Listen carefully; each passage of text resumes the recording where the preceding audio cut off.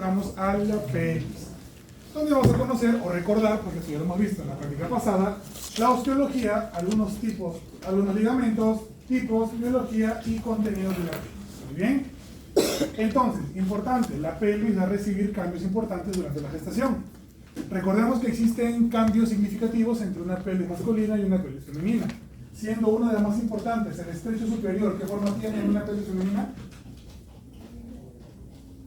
Circular o ovalada, ¿no? En cambio en un varón es triangular, justamente porque en la mujer tiene que recibir esta forma porque va a ser el espacio que va a ser ocupado por el desarrollo del bebé. ¿Bien? Listo. Entonces, hablando de las generalidades de la pelvis, vamos a ver que primero es la parte del tronco más infero-posterior del abdomen. Entonces, es una zona compartida entre el abdomen y la pelvis propiamente dicha, y un lugar de transición de estructuras que van a venir desde el abdomen hacia las extremidades inferiores.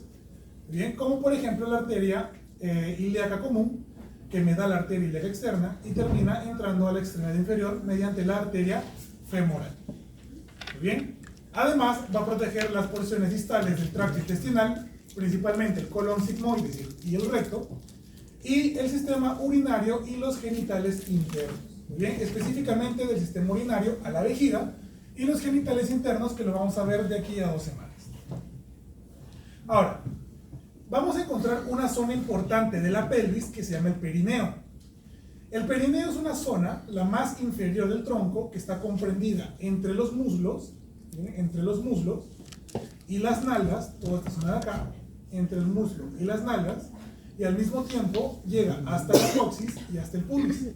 Toda esta zona de acá se llama el perineo, que es un compartimento fino situado en la profundidad de esta zona. Muy bien, inferior al suelo de la pelvis y constituido por el diafragma pélvico.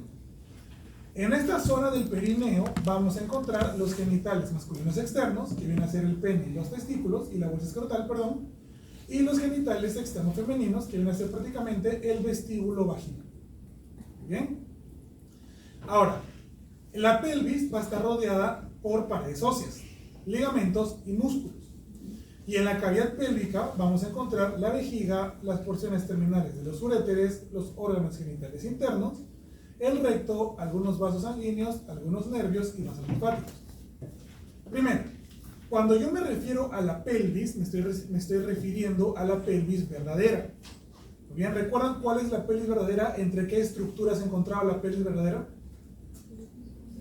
Entre los estrechos, el estrecho superior y el estrecho inferior. Entonces, el límite superior de la pelvis va a ser el estrecho superior y el límite inferior va a ser el estrecho inferior. ¿Bien? Ahora, la pelvis mayor o falsa se considera como parte del abdomen y una zona de transición entre la pelvis y el abdomen.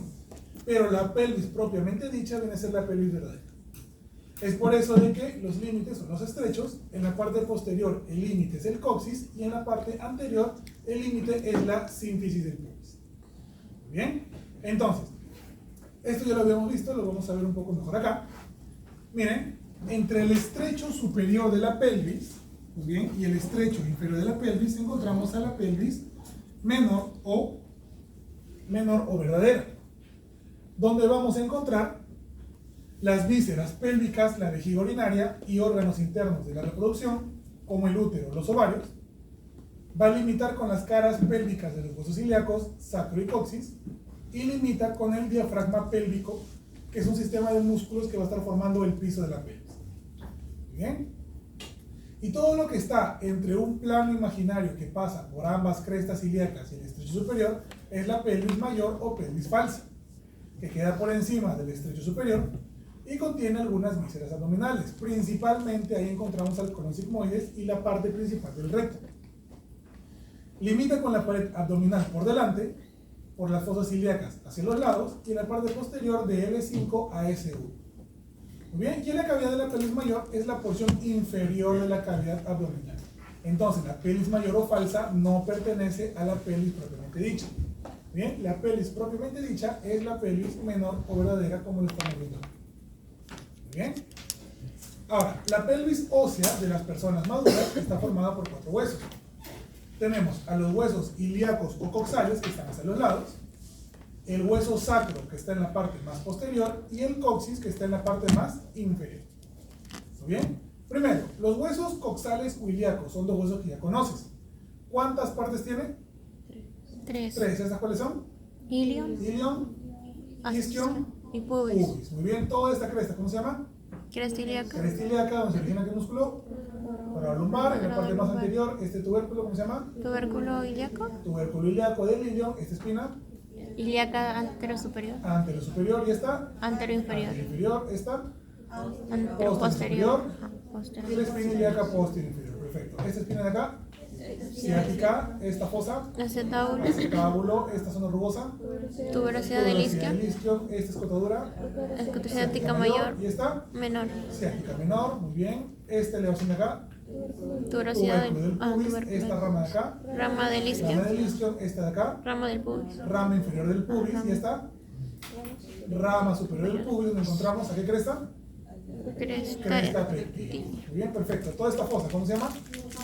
ilíaca, Esta de acá, tuberosidad del ilion, esto, superficie auricular, que se articula ¿con quién? Con las alas del sacro, muy bien. Esta línea arqueada, muy bien. Este orificio, obturado, muy bien. Y listo. Luego, el sacro, ¿cuántas caras tiene? ¿Esta cara cuál es? Cara pélvica o anterior, y esta cara posterior o dorsal. En la cara anterior encontramos este anillo, ¿cómo se llama? Promontorio. Por arriba del promontorio, ¿quién se articula? ¿Para quién? Para la quinta vértebra lumbar, formando ¿qué articulación? Lumbrosacra, esto de acá. Alas del sacro, que se articulan ¿con quién? Con la superficie auricular, formando ¿qué articulación? Sacroiliaca, no iliosacra, iliosacra no existe. Muy bien. Estos agujeros, ¿cómo se llaman? Sacros anteriores, y estos sacros posteriores. Esta cresta sacra media, que está formado por ¿quiénes? Por las apófisis espinosas. Estas crestas sacras laterales, muy bien. Estos agujeros sacros posteriores, este conducto sacro, y este hiato sacro. Y en la parte más inferior, ¿con quién se articula? Con el coxis. ¿Formando qué articulación? Sacrocoxígea. Muy bien. Pregunta, ¿el sacro cuántas vértebras fusionadas tiene? Cinco. Por ende, ¿qué tipo de sinaptosis es? Sinostosis, Sinostosis. ¿Y el coxis cuántas vértebras fusionadas tiene? 4. 4. Excelente. Muy bien. Listo, entonces ya tenemos ahí las articulaciones: lumbrosacra, sacroiliaca, sacrocoxígea, y te falta una articulación, esta que está acá adelante, ¿cómo se llama? Sínfisis del pubis, que es una sinartrosis ¿de qué tipo? Sincondrosis. Excelente. Muy bien, eso es lo que estamos viendo acá. Entonces acá estamos viendo el estrecho superior. ¿Quiénes forman el estrecho superior? Promontorio, alas del sacro, línea arqueada, cresta pectínea y sínfisis del pubis. ¿Y el estrecho inferior? Ángulo subcúbico, el isquion, la espina ciática y el coxis. Excelente, perfecto. Muy bien. Ahora, en posición anatómica, las espinas ilíacas anterosuperiores y la cara anterior de la sínfisis del pubis quedan en un mismo plano vertical. O sea, el hueso ilíaco no está completamente vertical, está un poco girado hacia anterior, cosa de que la espina ilíaca anterosuperior coincide con la sínfisis del pubis. ¿Esto para qué? Uno, para darle esta curvatura en la parte más inferior a la columna para que se puedan distribuir mejor las fuerzas, y para que el conducto pélvico pueda seguir este conducto, o bien para que las ramas terminales de la médula espinal, que vamos a ver en el siguiente ciclo, puedan no comprimirse. Muy bien, y se comprimen, puede existir alguna patología. Eso lo vamos a ver más adelante. A ver, diferencias entre los sexos de una pelvis masculina y una femenina. ¿Cuál es la principal diferencia que tienes que fijar? El ángulo subcúbico. Muy bien, en los varones, ¿cómo es? Triangular. Como una V o triangular, y en las mujeres una U, ¿no? más abierta. Muy bien, ¿qué más? La cresta. Acá, todo lo que vamos hablando, miren, la cresta ilíaca, ¿cómo son? En los varones, ¿cómo es?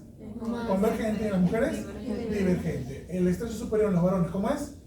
Circular. Triangular en forma de corazón, y en las mujeres, Circular. circular. Muy bien. Los acetábulos en los varones son más grandes o más pequeños? Más grandes. Las mujeres más pequeños. El agujero obturado en los varones, ¿cómo es? Circular, y en las mujeres, ovalado. Las fosas ilíacas, ¿dónde son más grandes? En las mujeres. Muy Muy bien. Entonces, ahí tenemos todo lo que hemos estado hablando. Muy bien.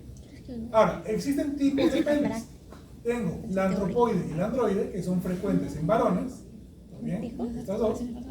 La ginecoide y la androide corresponden más en mujeres de raza blanca. La ginecoide y la antropoide son correspondientes en razas negras de mujeres. Y la platipeloide es la más, digamos, la más rara que puede aparecer. Bien, esto es unos datitos, no son tan relevantes, pero bueno, si está considerado acá, entonces es bueno que te lo puedas aprender. Esto sí tienes que aprender de todas formas, la pelvimetría. Muy bien. En la pelvis yo voy a encontrar algunas líneas de referencia para yo poder ver si es que esa paciente, más mujer, más importante en mujeres que en varones, puede sufrir alguna condición durante la gestación, muy bien, por este tipo de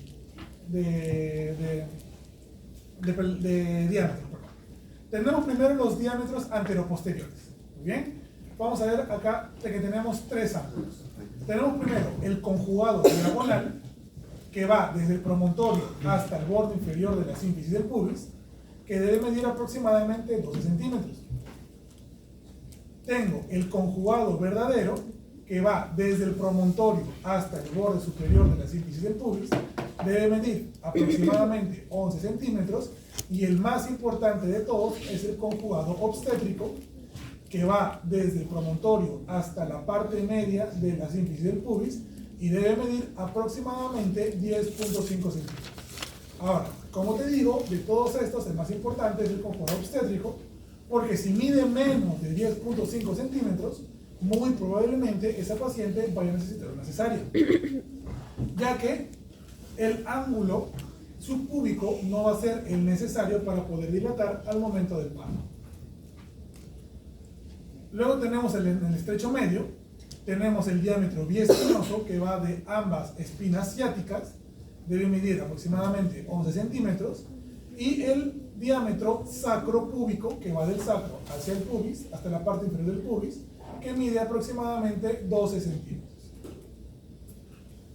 Tenemos también aquí estos diámetros de acá.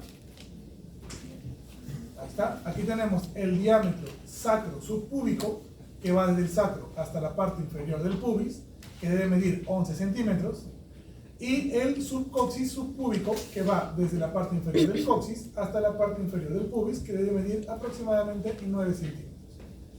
Entre tuberosidad isquiática y tuberosidad isquiática también debe haber una medición de 11 centímetros, ¿no? Aproximadamente.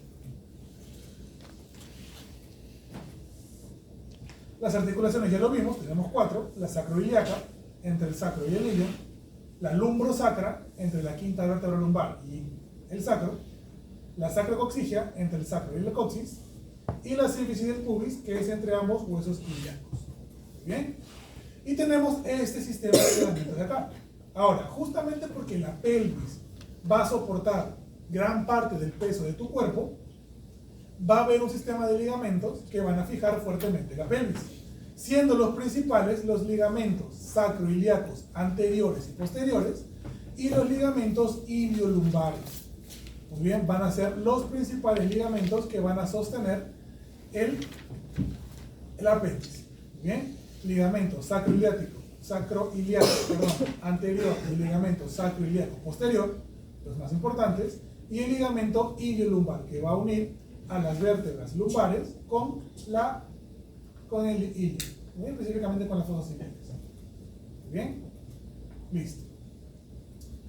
Y bueno, el ligamento sacroiliaco también es importante, ¿no? Porque va a fijar el sacro al ilio.